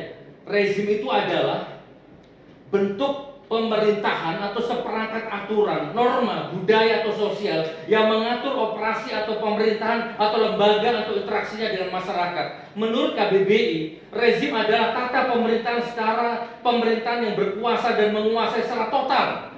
Jadi rezim itu mencakup semuanya yang mulia. Ada kehutanan, kelautan, keuangan, pertambangan, kepolisian, kejaksaan, kehakiman. Bahkan Pak Jaksa ini sekarang termasuk juga bagian dari rezim. Apa nggak boleh dikritik? Mengkritik rezim bukan berarti mengkritik Pak Jaksa. Kalau saya mengkritik rezim bukan berarti saya mengkritik Pak Hakim, walaupun bagian dari rezim. Jadi cacat secara moral, cacat secara hukum. Saya percepat, karena dalam kejaksaan juga banyak oknum jual beli kasus. Pak Aprianto, seandainya pledoi ini saya tambah 100 halaman menceritakan tentang bobroknya oknum jaksa, bisa saya. Ya, itu bagian dari rezim dan itu boleh dikritik. Banyak sekali oknum jaksa yang membuat onar ya, bahkan 100 kali lebih onar dari apa yang Anda tuduhkan ke saya. Termasuk majelis hakim yang mulia ini juga bagian dari rezim. Lantas apakah kalau saya mengkritik rezim Anda artikan saya menyerang hakim? Jelas tidak. Di antara oknum-oknum hakim yang suka bermain mata dengan kejaksaan, dengan pelaku kejahatan, saya yakin masih ada hakim yang takut kepada Allah. Dan saya yakin masih ada hakim yang takut memberikan nafkah kepada anak istrinya dengan uang-uang yang haram. Saya yakin. Jadi saya pertegas majelis yang mulia, statement saudara Jaksa Aprianto ini sangat cacat moral dengan menafsirkan saya menyerang rezim Jokowi. Yang benar adalah saya mengkritik rezim Jokowi, bukan menyerang pribadinya. Dan perlu jaksa yang ketahui, saya bukan hanya mengkritik, saya bukan hanya omong kosong. Nah, ini tidak tahu, kemarin ada admin posting video ini ya. Yang mulia, ini penting tidak penting tapi perlu saya sampaikan. Di Wonogiri ada 5 kecamatan yang 5 bulan gak ada air, dampak kemarau panjang di Wonogiri. Ya gak bisa mandi, gak bisa minum berhari-hari karena gak ada air. Nah, saya ke sana yang mulia, suplai air. Ya berminggu-minggu saya di sana. Saya infak beras, korban kambing, sapi di sana. Maaf yang mulia, ini bukan pamer. Ini supaya kebuka mata hati saudara jaksa ini ya. Di Banjir Semarang, Banjir Solo kemarin, saya datang ke sana, tim saya datang ke sana. Bahkan saya pernah bangun masjid di salah satu desa di Solo, di daerah bantengnya PDIP dan mayoritas Nahdlatul Ulama. Itu di desa Buntung, Karangpandang, Karanganyar. Admin saya telepon, Gus Nur mau nggak bangun masjid? Tapi ini basis PDI, basisnya NU. Saya jawab, kenapa? Kan Gus Nur diserang sama NU, dan Gus Nur kan nggak disukai sama PDI. Saya jawab, nggak peduli, bangun masjidnya. Mau PDI, mau NU, saya nggak peduli. Dan saya bangun masjidnya. Ini saya tampilkan linknya dari sini yang mulia. Silakan diklik nanti. Jadi sekali lagi saya bukan pamer. Ini bloko suto ya. Karena kalau khotamallahu ala qulubihim wa ala sam'ihim, yang mulia dikasih bahasa halus. Bahasa kasar aja nggak mempan apalagi halus. Dia harus belak-belakan. Banteng basis PDI saya bangun masjid di sana. Jadi saya bukan hanya sekedar menyerang atau mengkritik. Dan kritikan saya bersifat merdeka. Bukan karena mau nyolong jadi pejabat, bukan karena mau ditunggangi partai apapun. Demi Allah, saya nggak pernah ikut partai. Demi Allah, saya nggak pernah ikut ormas apapun. Saya merdeka, saya berdaulat. Dan saya punya pertanyaan ini kepada jaksa, tapi dijawab di hati saya. Rugi apa rezim ini selama saya kritik? Berapa kerugian rezim ini selama saya kritik? Adakah rezim ini bangkrut, tercemar namanya gara-gara kritikan saya? Yang majelis yang mulia boleh juga menjawab dalam hati ya majelisnya. Saya tanya, rezim ini rugi apa dengan kritikan saya?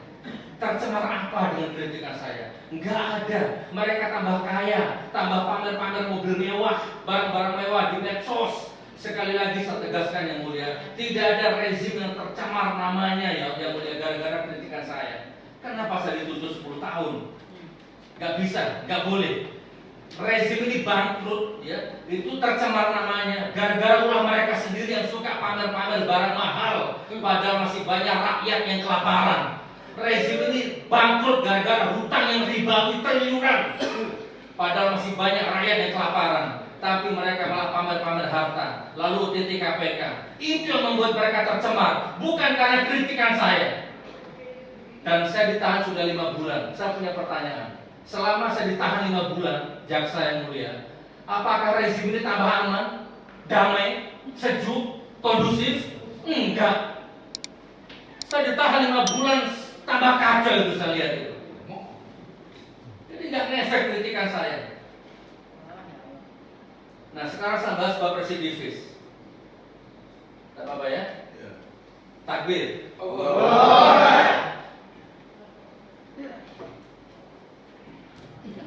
Mohon maaf yang mulia kalau ada sikap gestur tubuh saya yang salah ya. Saya hanya mengikuti alur takbir bahasa tubuh saya. Mudah-mudahan yang mulia tidak jenuh dan mudah-mudahan diganti dengan keberkahan yang mulia. Amin. Residivis.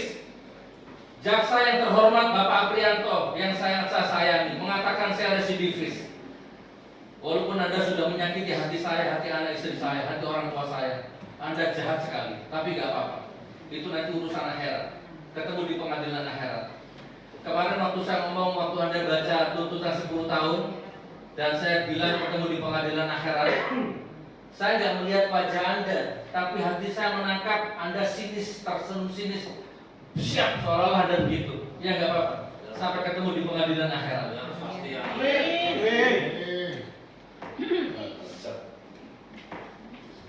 Majelis, residivis atau bisa disebut dengan pengulangan tindak pidana. Ya, salah satu alasan memperberat pidana yang akan dijatuhkan ke terdakwa itu adalah residivis.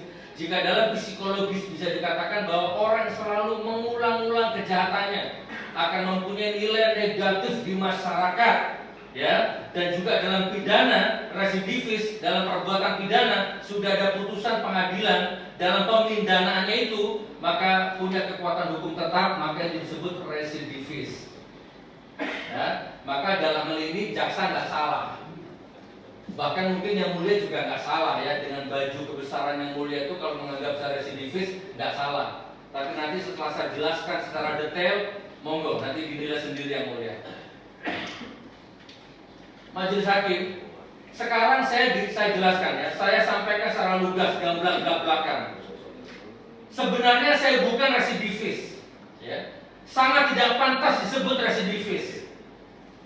Apalagi sampai disahkan di pengadilan. Tapi saya ini siapa? Saya rakyat biasa.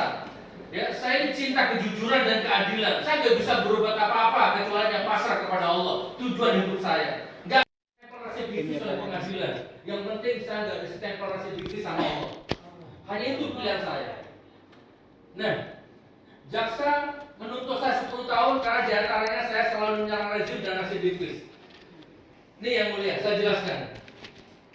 Menurut saya, residivis itu adalah saya maling mobil, saya maling sapi, saya maling uang atau apalah, lalu saya ditangkap dan dipidana dan dipenjara.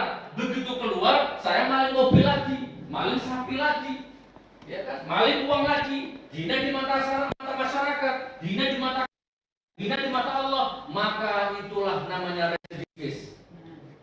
Saya pengedar sabu, saya pemakai sabu, ditangkap, bebas, keluar lagi, nyabu lagi, bebas, keluar lagi. Itulah residivis. Hina di mata keluarga, hina di mata masyarakat, hina di mata Allah. Saya OTT KPK, ya kan, ditahan, sah pengadilan, keluar, korupsi lagi, ditangkap lagi. Itulah residivis. Hina di mata keluarga, hina di mata masyarakat, hina di mata Allah. Itu yang namanya residivis, ya. Sulit rasanya masyarakat menerima kehadiran seorang residivis. Saya ulang yang mulia, sulit rasanya masyarakat menerima kehadiran seorang residivis karena akan mengotori nama baik desanya, nama baik keluarganya dan seterusnya. Begitu yang mulia menurut tafsir saya tentang seorang residivis. Nah, majelis yang mulia, sekarang saya kabarkan kepada jenengan semua, saya tidak hina di mata masyarakat. Saya tidak hina di mata keluarga saya. Per menit, per detik kehadiran saya dirindukan oleh keluarga saya. Saya nggak mau nangis, nanti digerak cengeng saya. Kehadiran saya ditunggu oleh masyarakat. Sepulang bebas dari Barreskrim, saya nggak langsung pulang yang mulia. Saya masih ceramah di beberapa titik di Jakarta, Medan, bahkan terakhir di Singapura saya ceramah sebelum saya ditangkap ini.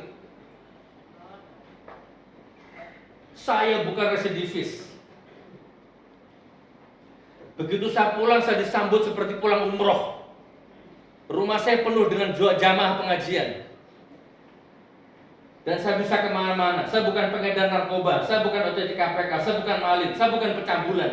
Tapi saya adalah korban kriminalisasi, korban pasal karet, pasal yang sangat tajam kepada saya dan tumpul kepada para pendukung kekuasaan.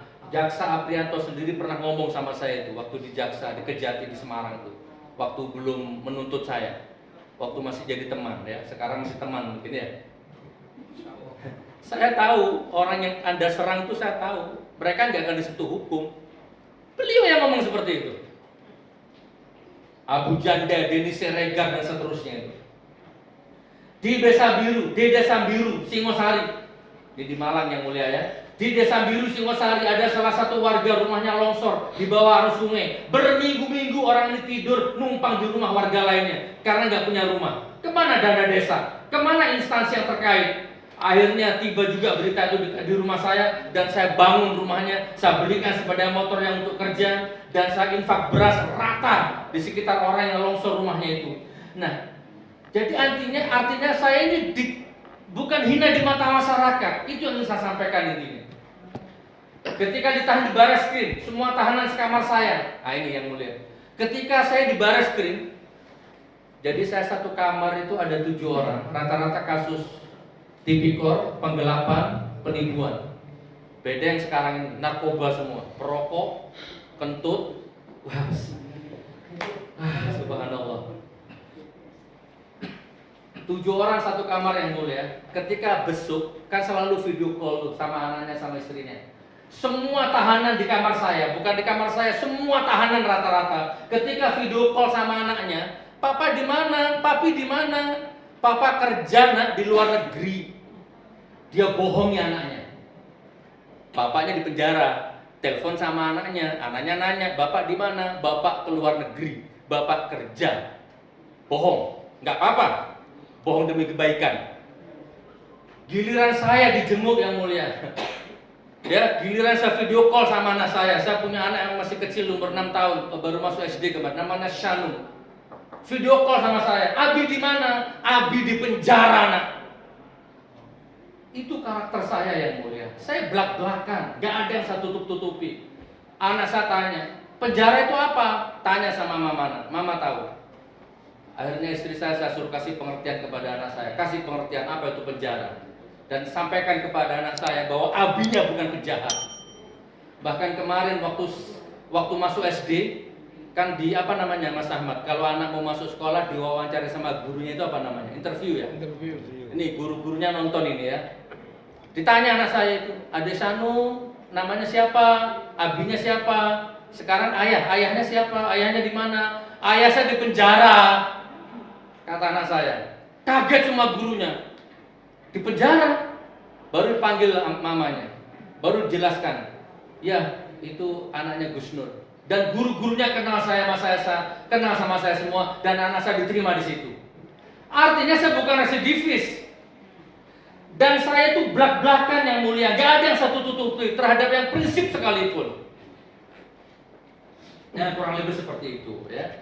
Jadi intinya mulia, saya tidak hina sedikit pun di mata masyarakat, dan ini adalah karakter keluarga saya. Blokosuto jujur, tidak suka berbelit-belit, bahkan terhadap hal yang prinsip sekalipun kami sudah tanamkan kejujuran dan kesatriaan ke dalam anak istri saya. Tinggal sedikit yang mulia. Saya bukan residivis. Nah ini. Jaksa yang di Surabaya, hakim yang di Surabaya, mudah-mudahan Anda nonton. Ya, kemarin ada di sini, namanya Pak Jihad atau siapa itu ya. Saya nggak ketemu lagi, saya pernah sekali ketemu dan beliau menyapa saya. Jaksa hakim yang di Palu, pledoi untuk Anda, mungkin Anda nonton. Ini yang mulia ya, saya jelaskan sekarang. Jadi peristiwa-peristiwa hukum yang lain yang tidak ada hubungannya dengan rezim Jokowi, perlu jaksa ketahui. Ketiga kasus saya tidak ada hubungannya dengan rezim Jokowi. Perlu Mas Aprianto ketahui. Ketiga kasus saya tidak ada hubungannya dengan rezim Jokowi. Sekarang saya akan jelaskan satu persatu. Mana tadi? Yang di Surabaya. Ada sebuah akun Facebook bernama Generasi Muda NU. Kuasa hukumnya juga masih ini. Beliau ini ada salah satunya. Oke, saya pakai ini aja ya, secara teks, secara konsep saja. Saya hafal di luar kepala. Yang mulia, ada akun Facebook, fanspage, namanya Generasi Muda NU. Menulis status, daftar 20 Ustadz radikal dan Wahabi. 1. Ustadz Abdul Somad, Ustadz Adi Hidayat, Gus Nur, Ustadz Teguh Zulkarnain almarhum, dan banyak. Facebook menulis 20 daftar Ustadz radikal dan Wahabi. Saya protes, saya lawan lewat YouTube. Hei akun, siapa kamu? Ayo keluar kalau berani. Saya bukan radikal, saya bukan Wahabi. Siapa kamu? Ayo. Kita bertengkar lewat medsos yang mulia. Dia lewat Facebook, saya lewat YouTube. Nah, tiba-tiba ada orang pengurus NU melaporkan saya. Di pengadilan terbuka secara data, fakta, dan logika. Ini beliau melaporkan saya, pengurus NU. Di depan majelis saya sampaikan, yang mulia, saya nggak kenal sama pelapor. Saya sama orang ini, akunnya nggak datang yang mulia. Yang punya akun nggak datang, nggak pernah datang di pengadilan. Dan majelis hakim bertanya dengan yang pelapor ini, Pak, Gus Nur nggak marah sama Anda, Gus Nur marah sama Facebook ini. Anda kenal nggak sama Facebook ini? Atau mungkin satu pengurus? Enggak, saya nggak kenal sama orang itu. Coba yang mulia, kalau minggu lalu saya analisakan waktunya majelis yang mulia nanya ke saya Saya analogikan ada orang namanya Ridho, marah, nyaci maki saya, fitnah saya lawan. Tiba-tiba ada orang namanya Ridho melaporkan saya. Kebetulan namanya sama, tuduhannya mencemarkan nama baik. Di pengadilan ketemu, kebongkar, terbuka. Pak, saya bukan Ridho Anda, Ridho ini yang saya maksud. Tapi kenapa saya tetap divonis? Ya nggak apa-apa ya mulia ya. Itu yang di Surabaya. Nah kemudian di Palu yang mulia. Belum selesai, ya sudah divonis di Palu yang mulia. Tiba-tiba datang surat panggilan sebagai saksi. Oke, saya datang di Polda Palu sana. Ternyata yang melaporkan saya sama yang mulia, Banser. Nah, tuduhannya mencemarkan nama baik Banser, Mas, bukan rezim. Kalau tadi mencemarkan nama baik NU, dan sekarang mencemarkan nama baik Banser. Ditunjukkan saya sebuah video, Gus Nur kata penyidik namanya Pak Ketut. Pak Ketut atau Pak Putu itu ya. Ada lagi yang rambutnya gondrong, gimbal ya. Beliau cium tangan saya, maafkan saya Ustaz. Orang Palu kalau manggil Ustaz itu Ustaz. Saya sudah berusaha mediasi, tapi yang sana nggak mau Ustaz. Saya hanya menjalankan perintah. Nggak apa-apa. Ustaz, video ini yang membuat Anda dilaporkan Ustaz. Oh, ternyata video setahun yang lalu. Berarti saya nggak mengulang perbuatan.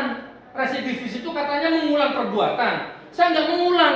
Saya nggak tahu. Tiba-tiba datang seorang panggilan, jadi saksi, jadi tersangka. Ini video setahun yang lalu ini, Pak penyidik. Ya tapi nggak. Bagaimana beliau sudah melaporkan saya pencemaran nama baik, melaporkan ini atas itu video waktu saya membela Ustadz Felix ceramah di Masjid Manarul Bangil, dibubarkan sama Banser. Saya membela Ustadz Felix lewat YouTube, dilaporkanlah saya. Itu di Palu yang mulia. Jadi menurut saya itu bukan pengulangan. Nggak saya niatkan, nggak saya sengaja, nggak saya bikin kamera, bikin podcast baru, enggak. Tiba-tiba datang dari langit surat panggilan, saksi, tersangka. Dan sebelum saya disidang yang mulia, Palu dihantam tsunami. Saya pikir kasus saya beku gara-gara tsunami. Karena begitu tsunami datang, saya ke sana yang mulia. Saya bangun masjid 10 di sana. Saya bangun rumah fakir miskin di sana. Berbulan-bulan saya ke sana sosial. Saya dengan FPI itu gali-gali mayat di sana yang mulia. Saya pikir tuh gak dilanjut kasusnya, ternyata dilanjut, disidang dan divonis. Jadi majelis yang mulia yang sudah nuntut saya 10 tahun, alasannya karena jadi kalau di KBBI itu adalah residivis itu adalah orang yang melakukan tindak pidana secara berulang-ulang dan mempunyai nilai negatif di masyarakat, walaupun secara di atas kertas benar, tapi secara fakta 100% insya Allah tidak benar. Karena saya tidak terhina dan saya tidak mengulang-ulang perbuatan. Saya percepat yang mulia ya.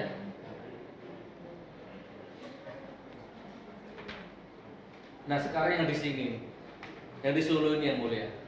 Bagaimana ini yang di sini? Saya ngundang Bambang Tri, nggak niat apa-apa, yang ngundang saja. Tiba-tiba saya dijerat pasal berlapis, bahkan dapat tuntutannya 10 tahun seperti ini, masya Allah. Nah sekarang gini, saya tutup yang mulia ya masalah ini ya, bab residivis saya tutup. Tapi itulah sistem yang mulia. Seandainya sekarang saya tanya dengan majelis yang mulia, sekarang saya tanya, wahai majelis yang mulia, bagaimana setelah saya jelaskan secara gamblang seperti ini? Apakah majelis yang mulia masih berpikir saya residivis?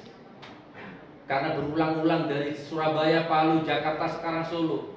Kalau saya tanya sama jaksa atau majelis, saya yakin majelis akan menjawab, ya, Gus Nur residivis, karena Gus Nur mengulang-ulang. Karena itu sistem. Tapi seandainya saya bertanya kepada hati nurani ya, saya nggak tanya sama majelis yang mulia. Saya tanya sama hati nurani majelis yang mulia sebagai ayah yang punya anak, sebagai suami yang punya istri, apakah saya residivis? Yang bisa jawab hanya Allah dan majelis ya. Tapi insya Allah saya bukan residivis yang mulia. Baik, tinggal satu halaman Mas Ahmad ya. Bismillah, selesai. Ini sudah banyak saya kurangi. Pledoi akan saya akhiri majelis mulia. Bismillahirrahmanirrahim. Jaksa menuntut 10 tahun, itu menurut jaksa adalah hal yang wajar. Yang mulia, jaksa menuntut 10 tahun, mungkin bagi jaksa itu wajar, tapi Tapi saya bukan penjahat yang mulia, saya bukan koruptor, saya bukan pembunuh, tidak ada korban jiwa, tidak ada keonaran, tidak ada huru-hara, tidak ada kerugian harta benda, dituntut 10 tahun. Koruptor dan yang maling uang rakyat triliunan saja nggak sampai 10 tahun, masih dapat penangguhan penahanan dan lain sebagainya. Dan saya yakin, walaupun keyakinan saya ini keyakinan saya ini mungkin 100% nggak benar ya. Jaksa memberikan tuntutan 10 tahun ini saya yakin bukan berdasarkan fakta di persidangan ini. Ya, majelis yang saya muliakan, jangankan 10 tahun. Nah, ini Pak Panitera tolong dicatat ya. Jangankan 10 tahun, 10 bulan, 10 hari saja. Demi Allah. Ini versi saya. Ya, 10 hari saja saya tidak pantas dan tidak boleh ditahan. Tidak boleh yang mulia. Jangankan 10 tahun yang mulia. 5 tahun, setahun. 10 hari. 10 hari saja yang mulia. Saya tidak pantas ditahan. Pertama, sudah saya bahas tadi panjang lebar. Saya bukan kriminal, tidak merugikan negara. Saya tidak menyerang individu, tapi mengkritik sebuah sistem. Dan itu bukan saya saja yang melakukan, tapi hampir semua elemen masyarakat sekarang pada melakukannya. Saya tidak melakukan tindak pidana karena persidangan yang saya alami, saya tidak bersalah, tapi dipaksa bersalah. Ketiga, tidak ada rezim yang bangkrut atau rugi gara-gara kritikan saya. Yang ada adalah sayalah rakyat biasa ini yang rugi materi, rugi waktu, rugi hak hidup bahagia di negaranya sendiri. Dikuyok-kuyok saya yang mulia, diseret-seret ke sana kemari yang mulia, ditahan sana, ditahan sini yang mulia. Pak Kapolri, pledoi ini untuk Anda. 4 kali saya, yang keempat, saya tidak boleh tahan. Karena sekeras-kerasnya saya masih bisa dan mau berkorban untuk rakyat dan fakir miskin dan republik ini. Sekeras-kerasnya saya, tidak akan saya mengkhianati negara tercinta saya, negara Republik Indonesia. Sekeras-kerasnya saya tidak akan menyengsarakan rakyat Indonesia. Dan sekeras-kerasnya saya, demi Allah, saya siap mati demi kemakmuran, keadilan rakyat Indonesia. Dan itu sudah saya buktikan. Bukan hanya sebatas kemampuan, tapi di luar batas kemampuan yang mulia. Saya bangun rumah di Malang, belum selesai, masih 40%. Tiba-tiba ditelepon orang Madura, Gus, Pamekasan, ini ada orang Gus, rumahnya roboh, kasihan Gus. Pemdanya sudah kesini, difoto-foto tapi nggak ada realisasinya. Tolong dibantu Gus Nur. Saya bangun rumah belum selesai ya mulia. Saya hentikan bangun rumah saya, tak bangun dulu rumahnya orang Madura itu sampai selesai. Ada di sini saya sertakan. Itu saya siap miskin, siap lapar, bahkan di luar batas kemampuan saya. Jadi kalau kemarin majelis yang mulia yang sebelah sini, ya Bapak ini sempat bertanya ke saya, apakah istri Anda sakit, jangan-jangan kena mubahalah? Tidak yang mulia. Istri saya guru yang mulia. Begitu saya nikah saya suruh resign, karena saya nggak suka punya istri kerja. Istri itu tugasnya ngaji, ibadah, sholat, ngurus anak, mendoakan suami. Dan istri saya nggak pernah kerja keras yang mulia. Waktu saya ditahan di Bareskrim 10 bulan, saya masih bisa mengendalikan muamalah saya. Tapi begitu kasus ini, relatif komunikasi dihentikan. Sehingga istri saya itu bukan sakit karena mubahalah, tapi karena memang fitrahnya istri saya itu nggak pernah kerja. Tiba-tiba kena beban yang harusnya jadi tanggung jawab saya dibebankan ke dia semua. Bangun masjid, ngurus anak, muamalah di mana-mana, uang umat di mana-mana. Jadi akhirnya fisiknya kalah. Dia telepon, Abi, maafkan mama. Mama sakit. Mama nggak kuat mikir. Tolong urusan masjid kasihkan munjiat. Itu munjiat anak saya kedua itu. Tolong urusan masjid kasihkan munjiat. Urusan ini kasihkan dia, urusan ini kasihkan dia. Mama nggak kuat mikir, Abi. Allahu Akbar. Jadi bukan karena mubahalah. Fitrahnya istri itu, apalagi selama ini memang saya manjakan istri saya. Gak usah kerja, udah tidur, ngaji, tahajud, duha, 5 waktu, urus anak, cetak anak kita jadi penghafal Quran. Tiba-tiba dibebani urusan-urusannya suami, ngedrop dia. Gitu ya majelis. Itu yang keempat ya, yang majelis ya. Nah sekarang kelima, Saya tidak boleh tahan karena saya kepala keluarga. Saya punya anak, saya punya istri yang harus saya nafkahi setiap saat, harus saya lindungi, harus saya jaga. Saya rakyat Indonesia, istri saya rakyat Indonesia, anak saya rakyat Indonesia. Jangankan 10 tahun, itu 10 hari saja saya nggak boleh. Mumpung saya ingat, kemarin kirim ke siapa? Mas Andika. Coba saya pinjam sebentar Mas Andika. 2 detik yang mulia. Puasa hari pertama, anak saya kirim sesuatu ke kuasa hukum. Bismillahirrahmanirrahim.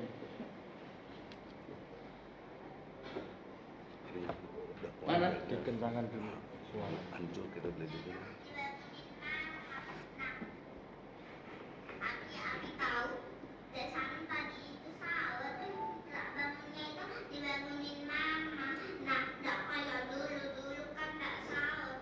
Nah terus dulu kan cuma sampai zuhur, sekarang udah sampai maghrib. Abi sampai maghrib. Mana yang satunya itu ya? Anu. Yang mana? Ini. Ini yang mulia, mohon. Abi kapan pulang? Desan pengen buka sama Abi. Pengen makan sama Abi, ngobrol sama Abi, sholat bareng Abi gitu.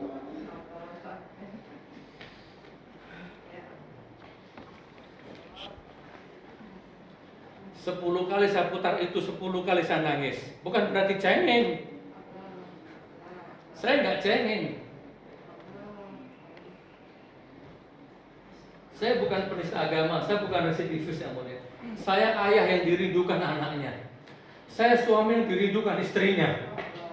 Jangankan 10 tahun, 10 bulan gak pantas, 10 jam saya nggak boleh tahan. Mohon maaf kalau saya salah. Mohon maaf ya majelis.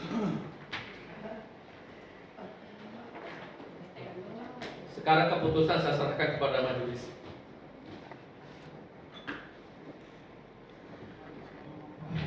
Demikian periode saya. Mudah-mudahan kita bisa reuni di surganya Allah. Ini perlu saya serahkan ke majelis. Ya, untuk